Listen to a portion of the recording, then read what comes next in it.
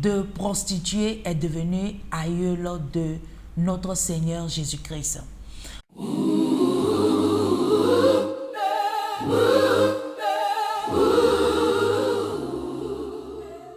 On voit l'histoire palpitante de cette dame-là qui était dans un pays où Dieu a décidé de détruire et de donner cela à ses enfants. Mais quand on regarde dans le passage de Josué chapitre 2, on voit que au lieu qu'elle allait livrer ces hommes-là, ces élus de Dieu, au roi, aux personnes qui étaient dans la ville, elle a décidé de les cacher. Elle a décidé de les cacher sur son toit. Elle a décidé de préserver leur vie. Et quand elle a fini de préserver leur vie, elle a passé un pacte avec eux. Quand elle a passé le pacte avec eux, c'était qu'elle et puis sa famille devaient avoir la vie sauve. Dans Josué chapitre 2, nous allons lire Josué chapitre 2, le verset 4 à 6. La Bible dit, la femme prit les deux hommes et les cacha et elle dit, il est vrai que ces hommes sont arrivés chez moi, mais je ne savais pas d'où ils étaient. Et comme la porte a dû se fermer de nuit, ces hommes sont sortis. J'ignore où ils sont allés. Hâtez-vous de les poursuivre et vous les atteindrez. Allez. Elle les avait fait monter sur le toit et les avait cachés sous des tiges de lin qu'elle avait arrangées sur le toit. Et quand on voit dans le verset 12 à 15, on dit, « Et maintenant, je vous prie, jurez-moi par l'Éternel que vous aurez pour la maison de mon Père la même bonté que j'ai eue pour vous. Donnez-moi l'assurance que vous laisserez vivre mon Père, ma mère, mes frères et mes sœurs, et tous ceux qui leur appartiennent, et que vous nous sauverez de la mort. » Ces hommes lui répondirent, « Nous sommes prêts à mourir pour vous, si vous ne divulguez pas ce qui nous concerne. Et quand l'Éternel nous donnera le pays, nous agirons envers toi avec bonté et fidélité. » Elle les fit descendre avec une corde par la fenêtre, car la maison qu'elle habitait était la muraille de la ville. Donc on voit dans ce passage que elle a décidé de les sauver, elle a décidé de leur prêter une main forte. Et à la fin de cela, de son récit là, on voit que elle s'est mariée avec un juif qui s'appelle Salmon, fils de Nachon, et ils sont les parents de Boaz. Et quand tu lis l'histoire de Rahab, cette histoire nous enseigne quoi? Elle nous enseigne que Dieu peut changer l'histoire de tout un chacun lorsque nous-mêmes nous prenons la décision de changer. Elle a pris la décision de prêter main forte aux élus de Dieu. Et Dieu lui a fait grâce. De prostituée, elle est devenue l'aïeule de notre Seigneur Jésus-Christ.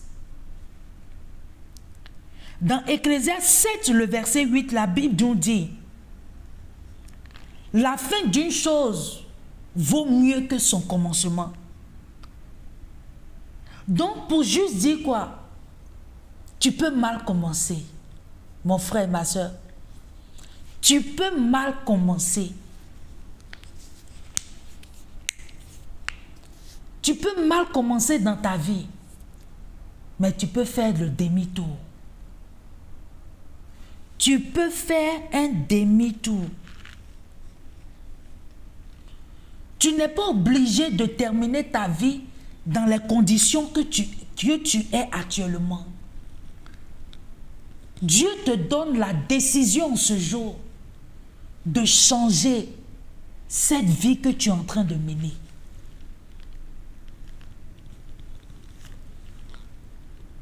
Quand tu lis l'histoire de Jean 8, le verset 11, le verset 21, excusez, la femme adultère, Dieu lui a fait grâce. Et cette même grâce-là, il a fait à Rahab. Donc la décision te revient. Tu n'es pas obligé de terminer comme tu as commencé.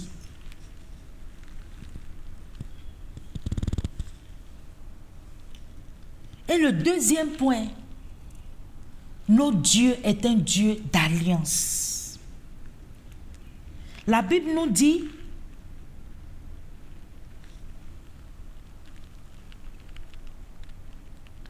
il dit dans ce passage-là que quand tu vois la vie de Rahab, elle a été mise en contact avec des gens qui étaient loin de Dieu. Quand tu lis dans la Bible de Josué, le fait qu'elle est rentrée avec les élus de Dieu, avec des hommes de Dieu, Dieu lui a communiqué une grâce. Et sa vie fut changée pour le meilleur.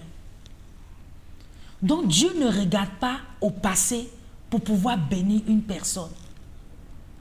Il suffit seulement que tu décides. Et Dieu même va changer ta vie. Dans Deutéronome 30, le verset 15 à 16, la Bible dit, « Vois, je mets aujourd'hui devant toi la vie et le bien, la mort et le mal. Car je te prescris aujourd'hui d'aimer l'Éternel ton Dieu, de marcher dans ses voies et d'observer ses commandements, ses lois et ses ordonnances, afin que tu vives et que tu te multiplies et que l'Éternel ton Dieu te bénisse dans le pays dont tu vas entrer en possession. » Rahab a choisi la bonne part. Donc tes choix déterminent ta destinée. Tes choix déterminent ta destinée.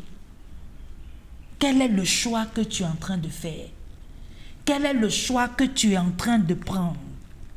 Dans le psaume 119, le verset 105, il dit, « Ta parole est une lampe à mes pieds et une lumière sur mon sentier. » Rahab a choisi la bonne part.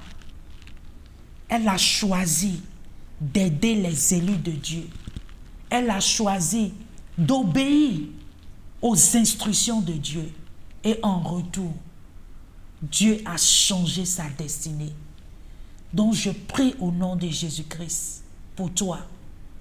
Tu peux mal commencer, mais la décision te revient de bien terminer.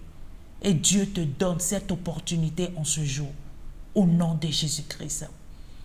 Et si tu es là en ce jour, tu ne connais pas le Seigneur en tant que ton Seigneur sauveur personnel, j'aimerais te dire de choisir la bonne part. La bonne part, c'est Jésus-Christ de Nazareth.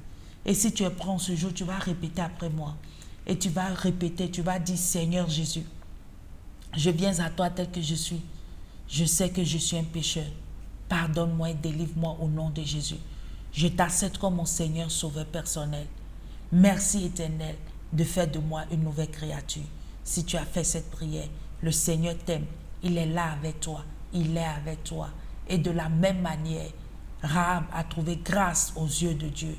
Reçois cette grâce-là en ce jour. Au nom de Jésus-Christ que j'ai prié. Amen. C'était Vie Glorieuse avec Sénamoti qui dit, une vie glorieuse est une vie basée, fondée sur la parole de Dieu. Soyez bénis. À très bientôt. Bye bye.